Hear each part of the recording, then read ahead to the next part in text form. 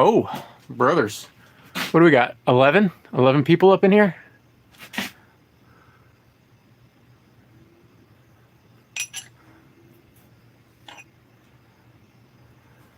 It's my first live stream, guys, so I'm not exactly sure how it works. What's going on, Mario? Brother Elvis.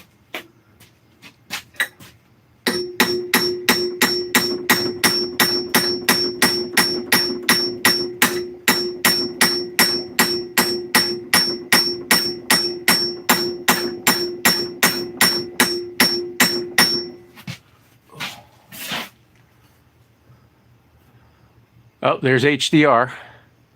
What's going on, Ryan?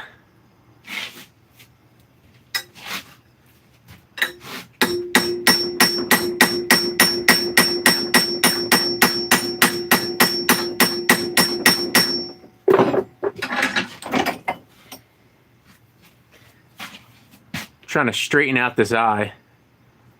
If you can believe it, it's, I don't know, probably twice as good as what it was. But still got a ways to go. You can see right here somebody really kind of worked it over.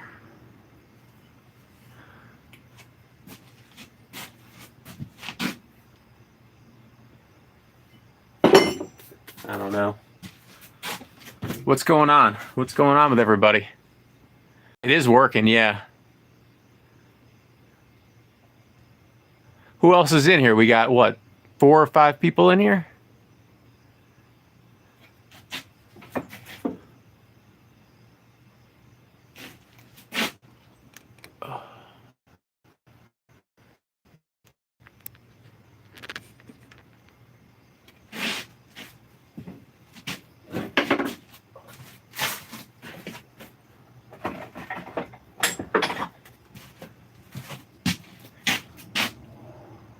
We'll have to get the big old peener out, Ryan.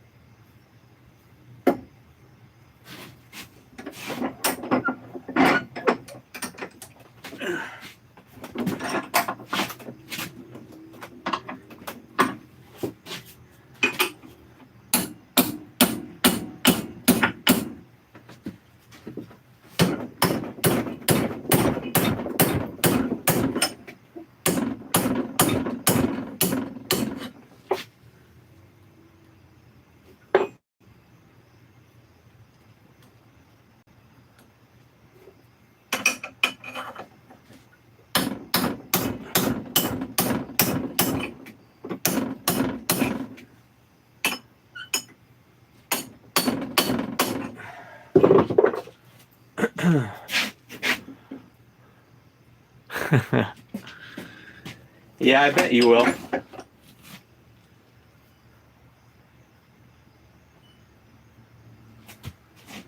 Listen, do you think I would give you a bigger one than I had? Mine's just a little bit bigger.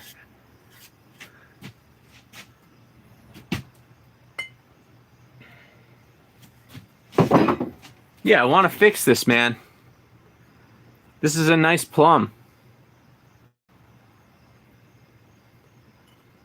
It's got a pretty decent stamp. Pretty full bit. I fixed some mushrooming on the pole. Started grinding it. But yeah, this eye is wonky. I think I might have to put some heat to it, honestly.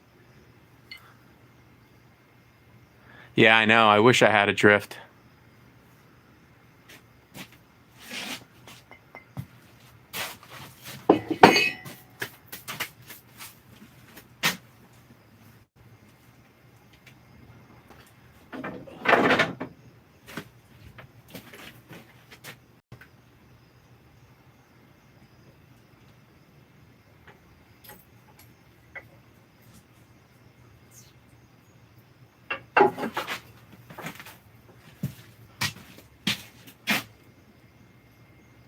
When are we going to trade for it, man?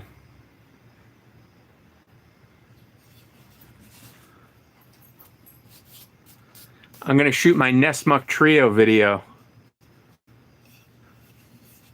And then we'll have to figure out a trade if you want it.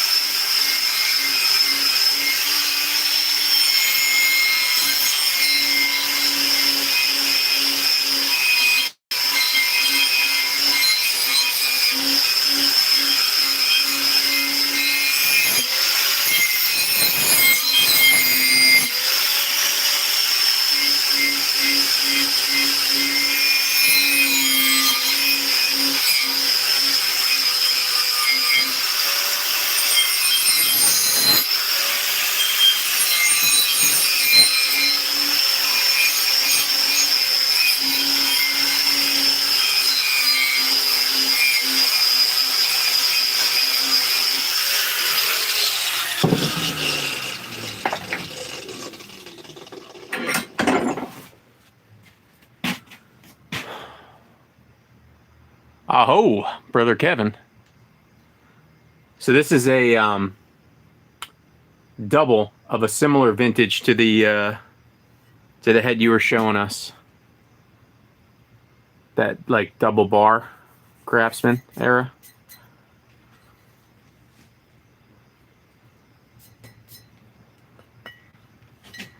Yeah, man, these are good heads. They're just not quite old enough for me to want to keep a bunch around, but they're good users. Real good users.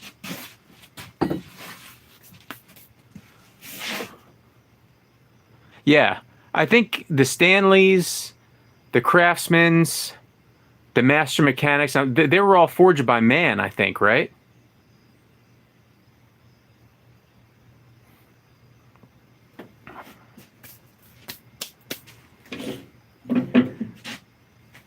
Yeah, I think so too. So I was playing around. I picked this head up in a lot, and you could see how badly, it's like seriously towed. And I was thinking about, I was drawing out a couple mods. Yeah, Collins at the end were made by man too, I think.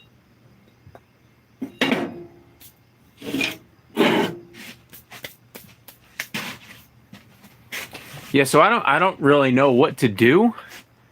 I mean, I think it's just a test at this point, but I'm pretty sure, I think there's a way that I could invite one of you guys.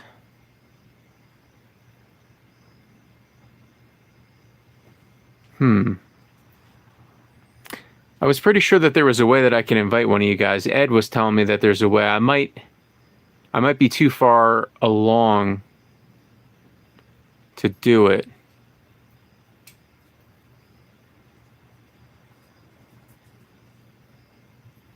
Folding laundry. That's very domestic of you, Kevin.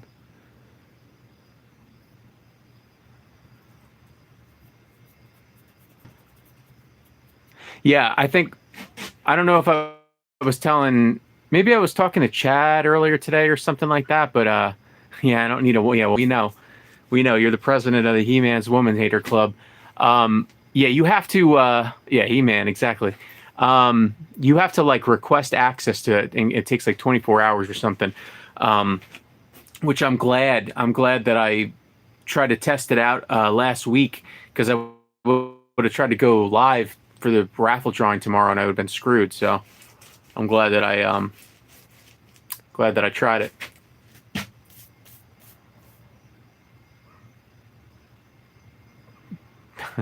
Petting the fish. I mean, I think I understand that reference, but I'm going to assume that I understand that reference. Dude, so I'll show you. Speaking of petting the fish, hold on a second.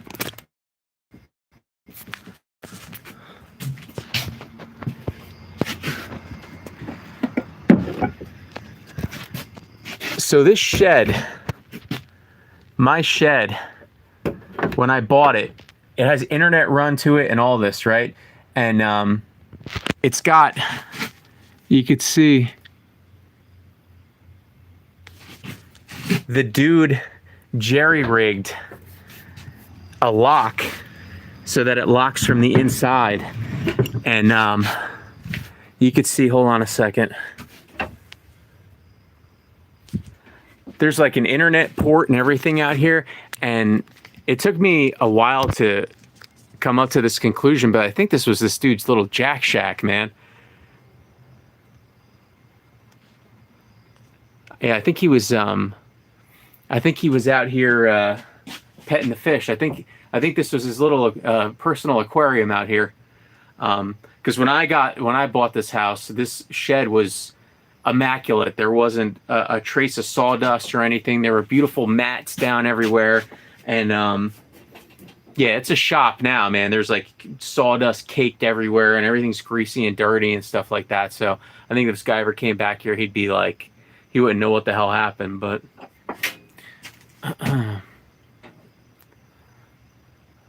yeah, it's the Mill Creek Jack Shack.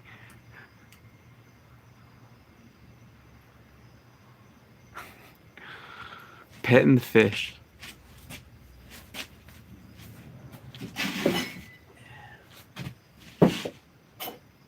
So yeah, I'm working on trying to get that plum eye straightened out. I don't know. This one's just been sitting on the bench forever.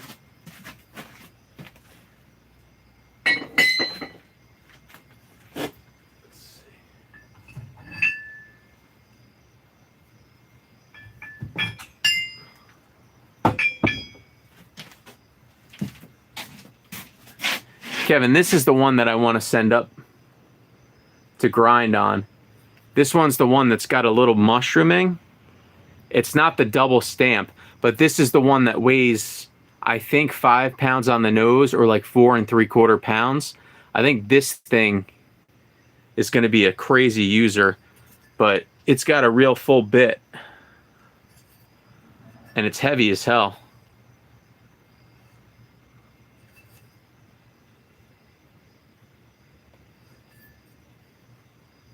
But I don't know if I would mess around with the mushrooming on it, because the stamp is still pretty clearly legible.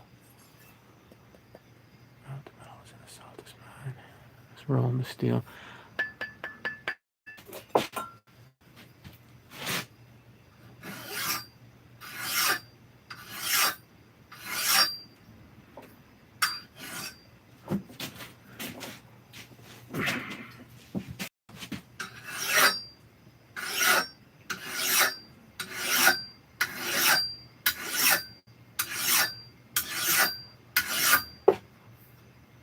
mean, it doesn't seem overly soft.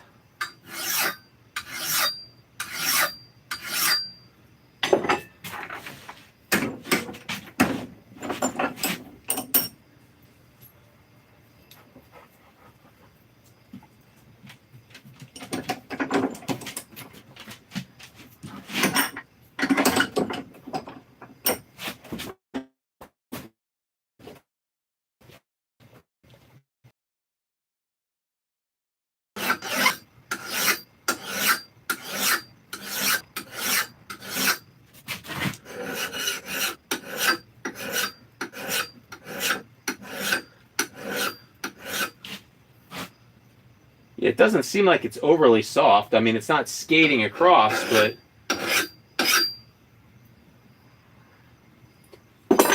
I don't think these are from the same era, though. I think the one that you have is considerably older than this one is.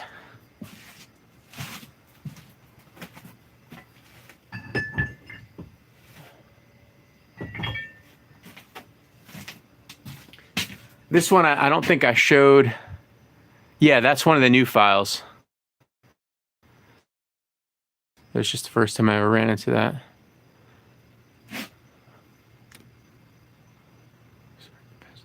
Oh, okay, cool. This is one of the ones that I don't know if I've showed on camera yet, but this is one of the three. This is the 3 pound. I think this is the 3 pounder, but unlike yours, Kevin, I think this was a Jersey pattern, not Kentucky. I think it's pretty solidly in the Jersey family versus Kentucky. Yeah, I think it's newer too. It's stamped. It's stamped true. Is it stamped True Temper? Hold on.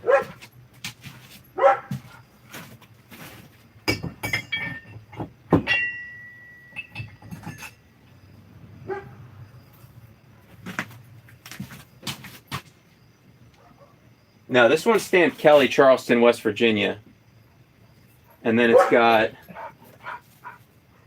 Oh, yeah, no, it's got the True... The True Temper is on the side that's more beat up.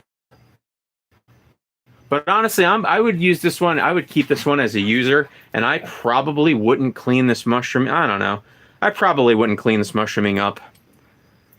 I mean, maybe if it was a splitter or something. All right, HDR, I'll talk to you, man.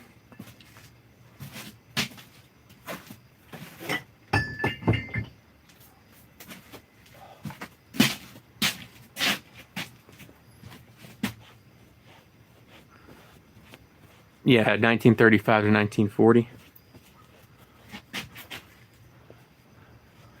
Got a lot of people on here.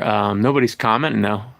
If you're in here, we're just trying to do a test for the raffle tomorrow. So if you're in here, just shoot a comment just to make sure that we're... Yeah, if it has both. Yeah, okay.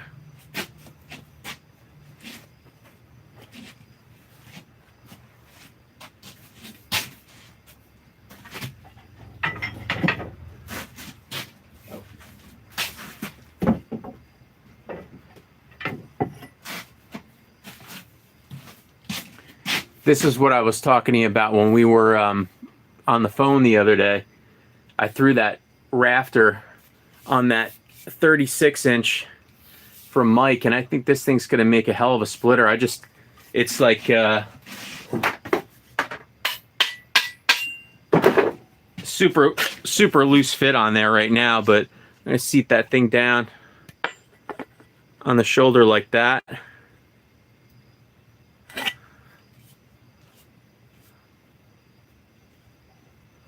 Yeah, I have both of those big Rockies that I have are both the transition. They're both double stamp True Temper and Charleston, West Virginia.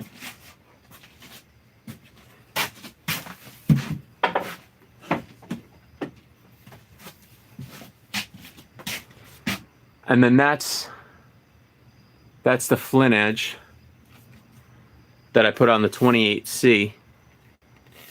But it's still got a pretty good gap in the front there. So I got to keep seating it down, and I want to try to close the hang a little bit too. But I still got another probably solid ½ inch or so. And hopefully as I close the hang and seat it down, it'll fill in the front.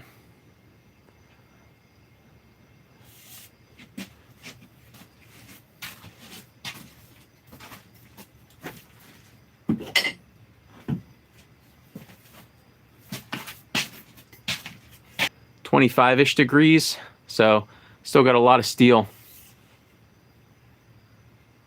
No, I don't think that gap is functionally going to make a huge difference, but I want to seat it down further on the shoulder, and because that one has a little bit of toe wear, I kind of want to cant it and close that hang just a little bit more so the bit is more in line, I guess, with the axe or with the handle. I think you might dig this axe, man. This handle is one that I made a while ago, and it's straight. It's got a nice, you know, sort of transition up here, and then it's pretty straight. But then it's got, you know, a good fawn's foot on it. It's kind of like a hybrid almost. It's sort of like somebody put a double bit handle in between a single bit tongue and grip. But I made it this way out of necessity because I had a really thin board. Hopefully Ethical Axe doesn't pop in. Yeah, it's got the hook at the end. And I spent some time, I did this one months ago, probably 4 months ago I did this one. And I honestly I was happy with it at first, and the more I handled it, the more I just kind of didn't like the feel about it. So I went in and I kind of refined the palm swell a little bit more. It was a little blocky. And I refined the palm swell a bit. And it didn't really chop all that great because I just had a really rudimentary, you know, radial grind on there that only went back, I don't know what, ½ inch or so. So it didn't chop the best. I'm sure it would have split pretty well, and it might have split up a couple logs to make a fire pit fire with. But once I keep honing this in, I'll try to get it to like that 22 range. I think this thing will be a good chopper. But it's very, the handle, what does it measure out at? I think it measured out at like 27. Yeah. It measured out at 27, and this is it's marked 3.2. Yeah, it's stamped. I'm not sure if you could see. Stamped 3.2. But it's got kind of a good feel. Like at first when the palm swell was a little square, it was kind of clumsy, but now that you could really like lock in there, I think this will be a good chopper. And because it's so straight, I think it'll be a pretty accurate splitter too. What's up, Chad? Yeah, like 27 on a 3.2 is kind of an interesting combo, and when it's got the curve, I feel like it makes the head feel lighter for some reason, but straight like this, it definitely feels weighty on the end. Like, I mean, honestly,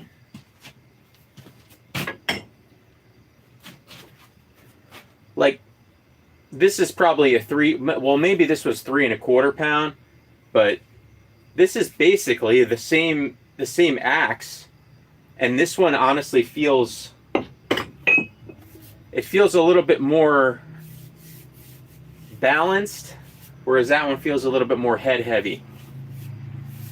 But it doesn't feel bad, it's just different. It's definitely a different swinging axe, that's for sure. And I'm not so sure, honestly, if this head isn't just overweight. I didn't weigh it before I hung it. I feel like this head is heavier than a 3.2.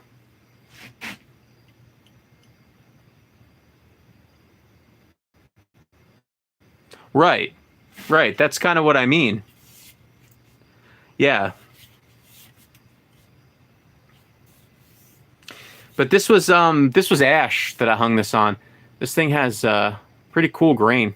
Just whop myself in the face with it.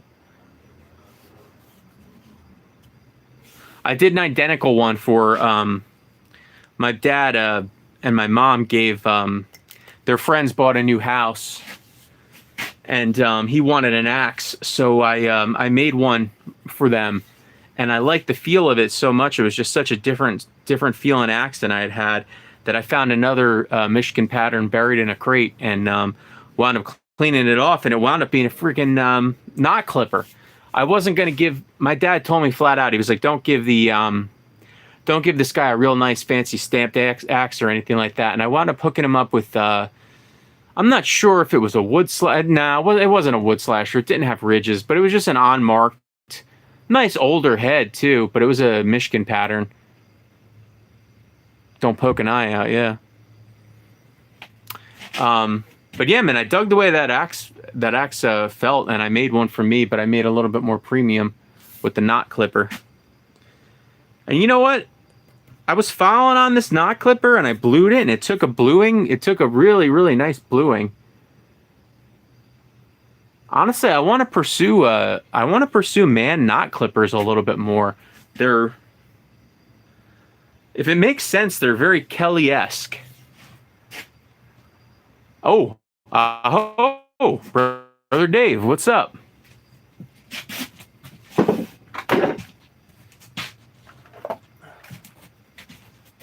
Just super blue.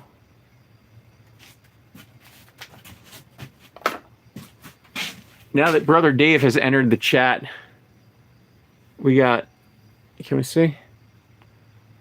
SK5, Dave.